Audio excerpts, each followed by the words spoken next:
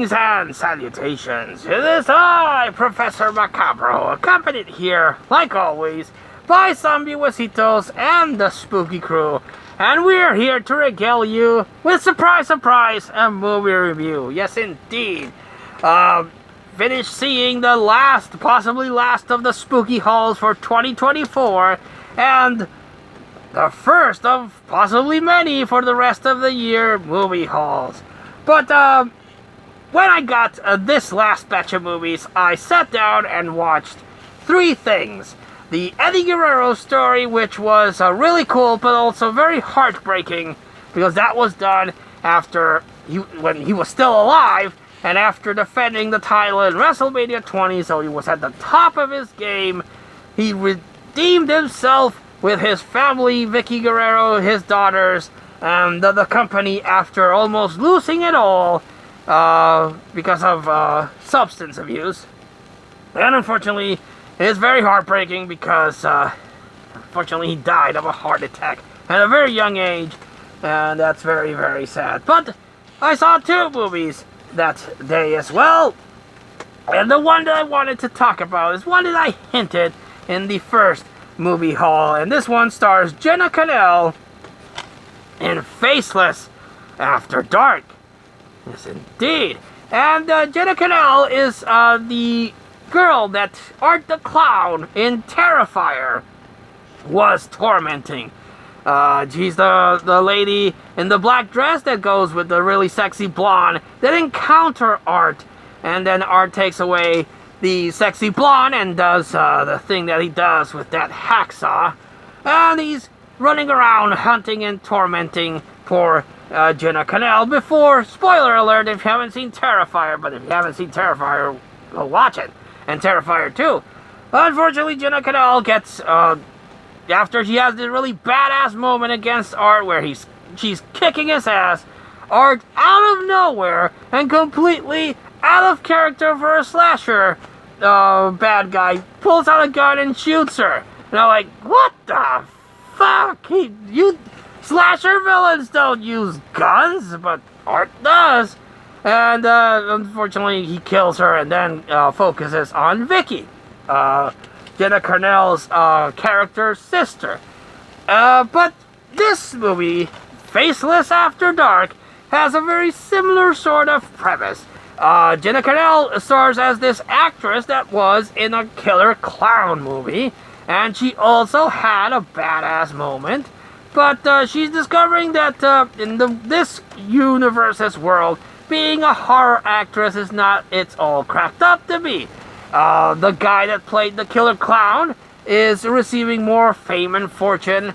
She has a girlfriend, and she's receiving big acting opportunities, and she has a friend, and he's receiving directing opportunities, and she feels she's being left behind. She's understandably depressed that her career is not, ballooning up as much. The movie apparently was very popular, but her character, even though she's the final girl, apparently hasn't giving her the push that she wanted. It also stars the sexy blonde chick from Terrifier, so it has that connection to Terrifier. Very, very interesting. But she's one day home alone, and out of the blue, a crazy fanatic dressed in the costume of the Killer Clown from the movie that she's most known for enters her house, and it looks to be like a home invasion movie. And this happens really early on the movie. It focuses entirely on her character, and you're like into the movie and into what's going on with her, and then in comes the clown, and you're like, well, this home invasion thing is gonna kick off really early. And the back of the box says that. It says that the fan dressed as the clown is coming after her, and she's going to have to survive. So it's selling that big point. But if you don't want this particular movie spoiled for you, stop this video right now and don't continue. I'm going to say this is a very interesting, if a bit trippy, independent, well, I think it's independent. I'm going to guess it's independent. But it's a very trippy movie that I highly recommend you do watch. But I'm gonna spoil a big, huge plot point, so it does get a Professor Macabro recommendation, but if you don't want this thing completely ruined, stop watching the video and hunt this movie out. If you're still with me, spoiler alert, it turns out that Jenna Connell's character does indeed fight the clown, and she freaking murders him. Kills him dead with a machete that she's been carrying around as a prop of her movie character's character. So she machetes the clown and kills him, and she's like, that was a lot of fun. I want to do that again. So she turns into the bad guy. She goes a little cuckoo for Cocoa Puffs, and she is being stalked by all these shitty people, and she lures one of them in, and it's like, you messaged me that you wanted to meet me and talk to me. She's like, yeah, I never thought you were gonna respond. Well, come into my lair, said the spider to the fly, and the guy's like, I don't get that quote, but okay, you're hot. And she ties him up and kills the guy, and I'm like, well, am I supposed to root for her? Because she's going around killing, sure, probably shitty people, especially the next one. But she's killing them, and then she's filming it as an art project. And I'm like, I'm digging this, but aren't you supposed to be the hero? And then she's being harassed by this shitty politician, it's led to understand, that's sending her all these lewd messages. So she lures him in. She's like, all that shit you said you were gonna do to me, bring it on, dude. And he's like, ha ha ha, I'm gonna do you good. And then she knocks him out and cuts his pee-pee off. And I'm like, no, well, I mean, just a search for that creepo, but, not the pee-pee. And then she gets the pee-pee and stuff in his mouth. Very, very perturbing, but very, very cool nonetheless. And then at the end, she gets in contact with this, I didn't understand if it was a reporter or a publicist that was wanting to make a story on her girlfriend. But she gets on, and then they have a cat fight, but then she still burns the lady alive, and I'm like, but still very disturbing. You're supposed to be the hero. So it's not a home invasion movie. It's actually the spiraling downfall of a horror movie actress that goes a bit cuckoo for Cocoa Puffs and starts becoming the killer instead of the final girl.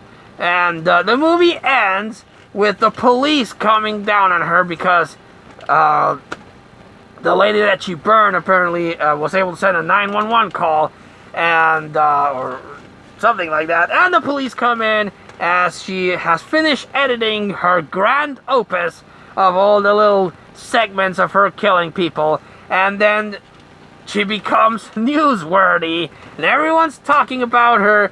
And in a very weird ending, her girlfriend, who was the famous actress, gets tasked to play her in a movie adaptation of her killings. And I'm like, wow, that's a cool message. But then, the sexy blonde chick who was cut in half by art is also frustrated by the shit that was going on and all the creepo messages, and she kind of looks at the camera and winks that maybe she will go on a murderous killing spree as Jenna's character did. And I'm like, bravo movie, bravo. I went into this movie thinking was going to be a home invasion with a killer clown, and you took the rug right out of my feet and gave me something that I wasn't expecting. And if a movie can surprise you like that, it definitely gets a high recommendation from your old pal, Professor Macabro. So I do hope that you did stop the video and watch this before me completely ruining it and spoiling the big old plot twist on this. But it's a good movie. I highly recommend it. Jenna Connell does a really good acting performance in this, and she's a stunt coordinator, so she does her own stunts. But really, really surprising plot twist. Really took me back about what was happening.